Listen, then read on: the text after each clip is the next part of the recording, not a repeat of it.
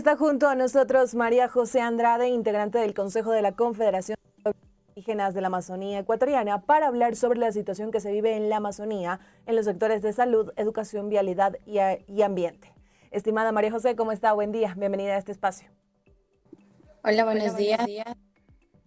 Como decían, soy María José Andrade. Estoy agradecida por este espacio porque es importante hacer la vocería de nuestras demandas que se hizo la semana anterior en la Asamblea por toda la emergencia que está viviendo la Amazonía y sobre todo ahora la realidad que estamos muy afectados, desconectados con las grandes ciudades. Entonces creo que es importante que podamos hablar hoy día.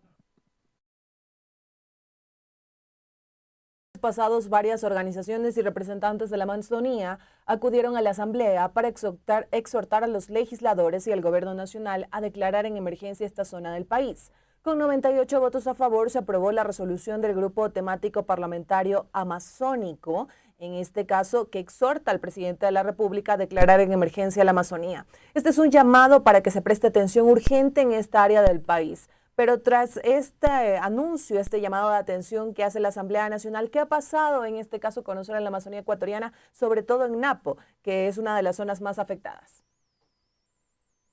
En Napo tenemos una emergencia sobre todo por el tema de la minería ilegal. Desde el 2020, el Estado ecuatoriano concesionó más de 1.700 hectáreas a una empresa extranjera, ¿no? Para explotar oro por minería aluvial, es decir, el oro que se encuentra alrededor de los ríos, de las cuencas hídricas de la provincia de Napo. Y esto ha venido a afectar de sobremanera, primero porque este proceso se empezó sin la consulta previa libre e informada hacia los pueblos indígenas ni a la población en general del Napo, y porque también esto permitió que el crimen organizado entre dentro de los territorios concesionados, ¿no? Si nosotros nos vamos a ver a estadísticas, a números, cuando se da una concesión minera legal, supuestamente por el Estado, los primeros que vienen a operar son los operarios mineros ilegales. Y esto empieza a confluir en un problema de que también se hace un lavado de dinero. No hay que olvidar que la Amazonía está siendo el territorio donde se está lavando dinero del crimen organizado, del narcotráfico, y que precisamente la minería es la manera más rápida de hacer todas estas situaciones. Además que en esta minería ilegal no hay contemplación alguna. Si en las concesiones mineras legales hay contemplación por lo menos de un margen de reconocimiento a las responsabilidades ambientales, en la minería ilegal no la hay. No hay ninguna responsabilidad en cuanto al uso de metales pesados. En este caso, la minería ilegal utiliza mucho mercurio. De hecho, acá en la Amazonía ecuatoriana estamos viendo que por 1 gramo de oro se están contaminando con más de 5 gramos de mercurio. Y este metal pesado no solo se queda en las aguas que utilizamos los pobladores indígenas, sino que también se está adentrando dentro de los peces que también nos alimentamos posteriormente los ciudadanos. Y esto no digo que es solo para la población indígena. Claro, somos los más afectados porque nosotros vivimos y hacemos nuestra vida en torno a los ríos, a las cuencas hidrográficas, pero también esto afecta a toda la población de la Amazonía. Recordemos que en la Amazonía ecuatoriana somos más de 2 millones de habitantes y estos estamos siendo contaminados en nuestros ríos, ya sea por esta cuestión del mercurio que les estoy diciendo, por la minería ilegal o por los derrames de petróleo que tenemos en la Amazonía Norte.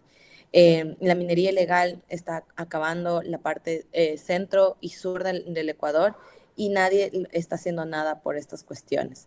Entonces, la preocupación es qué tan buena, qué tan saludable es el agua que estamos consumiendo. Y no solo aquí en la Amazonía. Recordemos que el agua que al menos Napo también produce se va a las grandes ciudades, en este caso a la capital. Entonces hay que tomar conciencia de qué está pasando. Este no es un problema alejado, este no es un problema solo de las poblaciones indígenas ni del pueblo amazónico, es de todo el Ecuador y nadie está haciendo nada. Estimada María José, y usted ha señalado en este caso que hay que tomar conciencia frente a lo que está ocurriendo en Napo y en la Amazonía ecuatoriana y aquí conocer frente a este llamado que se le hace al gobierno nacional, a la presidencia de la República para declarar en emergencia la Amazonía, teniendo toda esta triste realidad que se vive en Napo. Ellos ya han tenido una respuesta, quizás alguien del gobierno nacional se ha acercado a estas zonas de la Amazonía, han conversado con ustedes frente a lo que está ocurriendo. Mira, es bastante significativo que se haga esta pregunta porque se les debería hacer también a quienes están dentro de la legislatura y el ejecutivo. Los ministerios todavía no se han acercado. De hecho, no hay ningún plan de acción. Yo no he visto que más allá del tema vial se esté haciendo algo adicional. No se ha venido acá a territorio a trabajar con nosotros y de hecho creo que recién ayer, escuchen bien, recién ayer hubo una primera reunión sobre este exhorto al presidente. Recordemos que estas figuras son distintas, ¿no?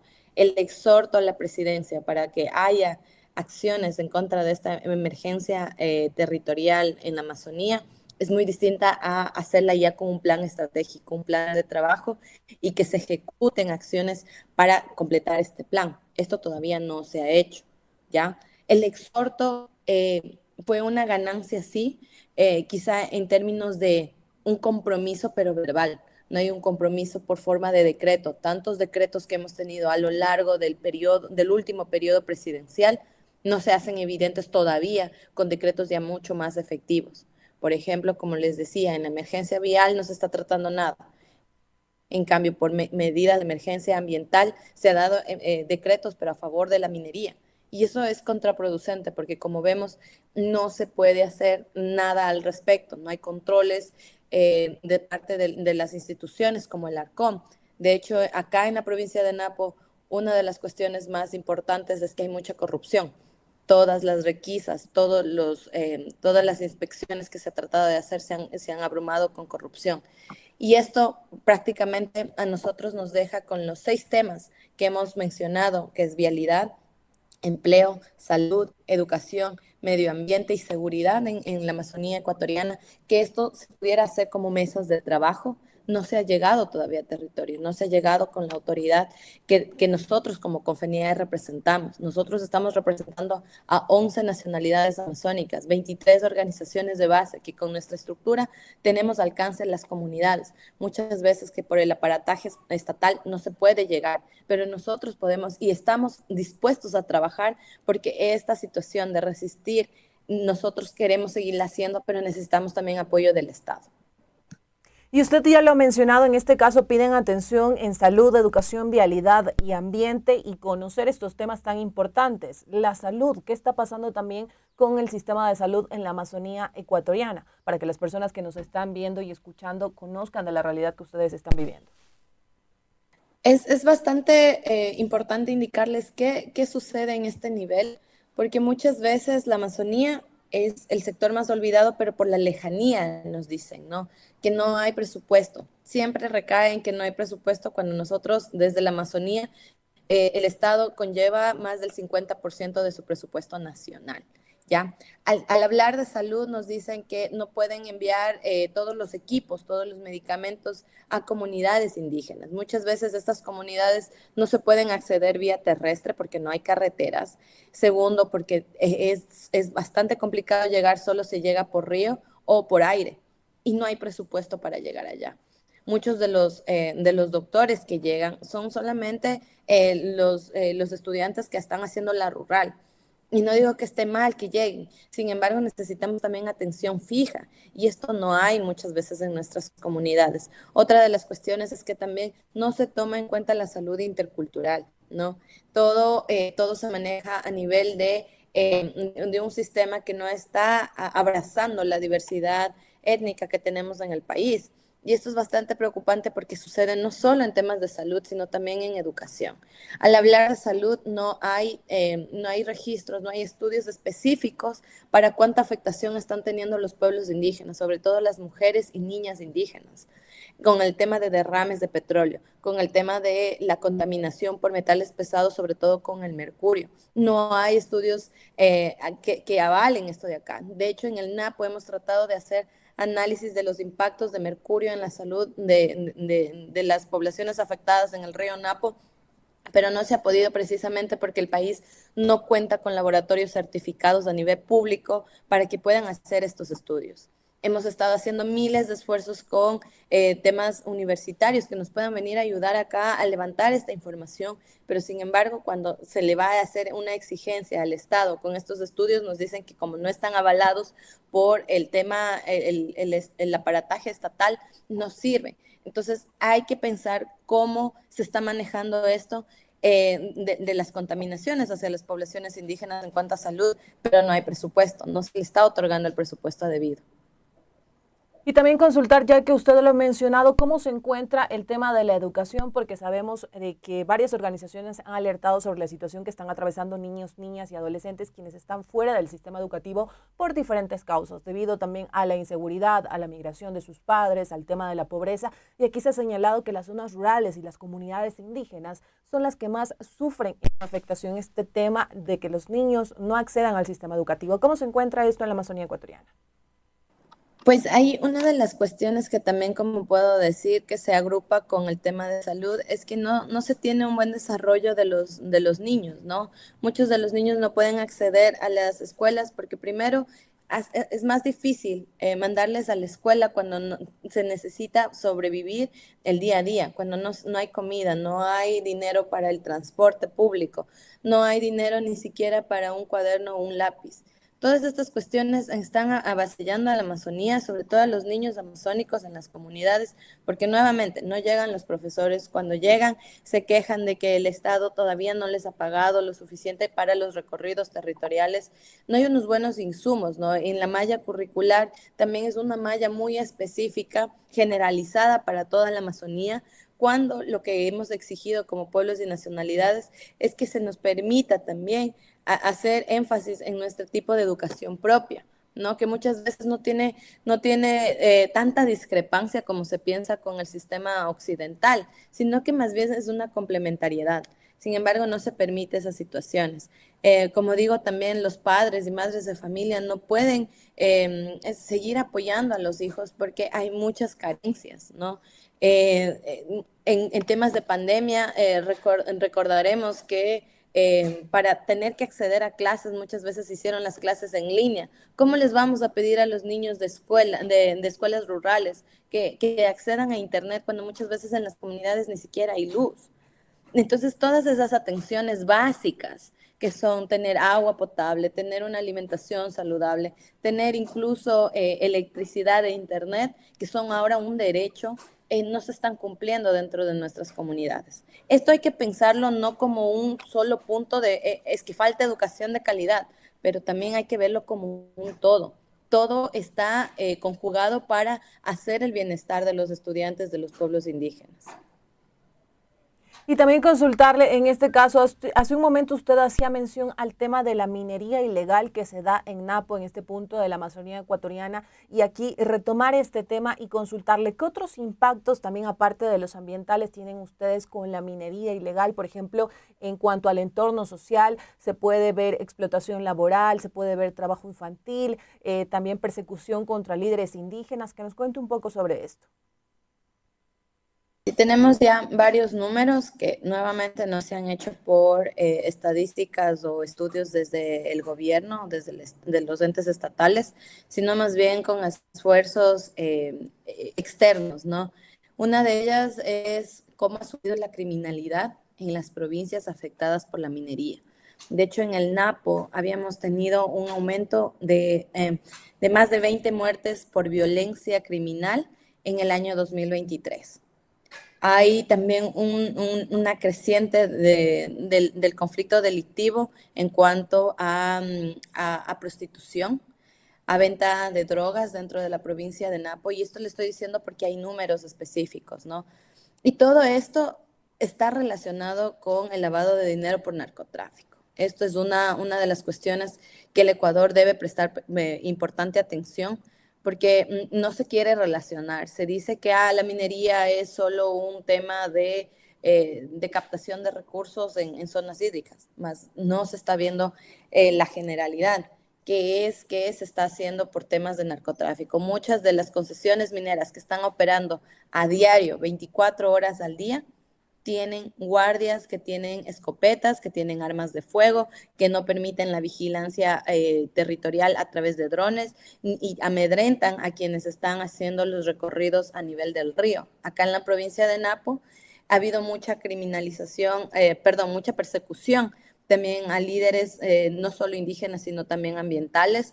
De hecho, los presidentes la presidenta de la comunidad de Yutsupino fue amenazada de muerte hace un año también. La presidencia de FOIN también fue amenazada de muerte por estas cuestiones de que no están resistiendo en contra de esta minería que está dañando la forma de vida social de las comunidades indígenas.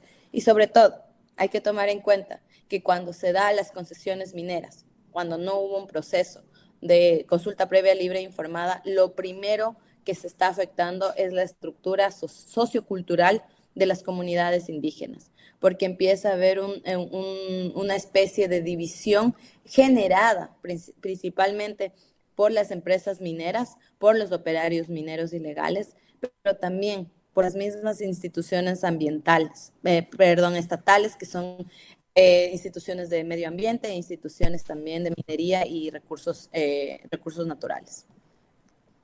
Y ya en la parte final seguimos en entrevista a comentarles, amigos y amigas, con María José Andrade, integrante del Consejo de la Confederación de Pueblos Indígenas de la Amazonía Ecuatoriana. Y ya en la parte final, María José, también consultarle frente a este exhorto que ha hecho la Asamblea Nacional al presidente de la República para que declare en emergencia la Amazonía por varios de los temas que usted ya nos ha compartido.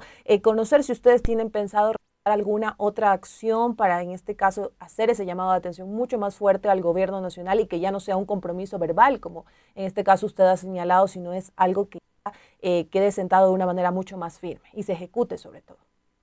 Sí, mira, como dije al principio, el exhorto a la presidencia a través de la Asamblea ha sido por trabajo que hemos hecho de a poco, paso a paso, desde nuestras bases.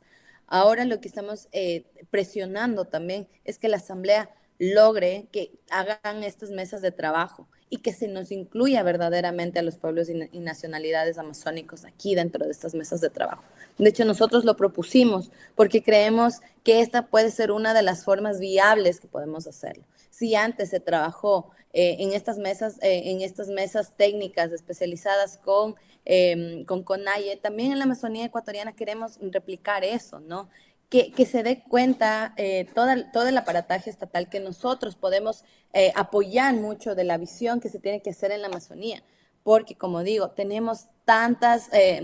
cubrimos tantas comunidades que lo que podemos hacer es trabajar en conjunto. Estamos cansados de que sean solo, que nos digan que no hay presupuesto, que no hay cómo llegar, que no se entiendan las estructuras orgánicas indígenas, pero aquí estamos, ¿no? El siguiente paso, si no se logra estas mesas de concertación, de trabajo, por estos 6 puntos que tienen que además contemplar el tema del consentimiento libre, previo e informado, también vamos a ir a seguir presionando. Estamos articulando con las organizaciones de base también, pero a nivel local queremos empezar a postularlo con las prefecturas, con los distintos GATS que tenemos en la Amazonía, porque es necesario hacer una articulación de inmediato. Creo que esto no se está entendiendo desde el Estado. La articulación con las organizaciones indígenas amazónicas es la clave para atender esta emergencia en la Amazonía ecuatoriana.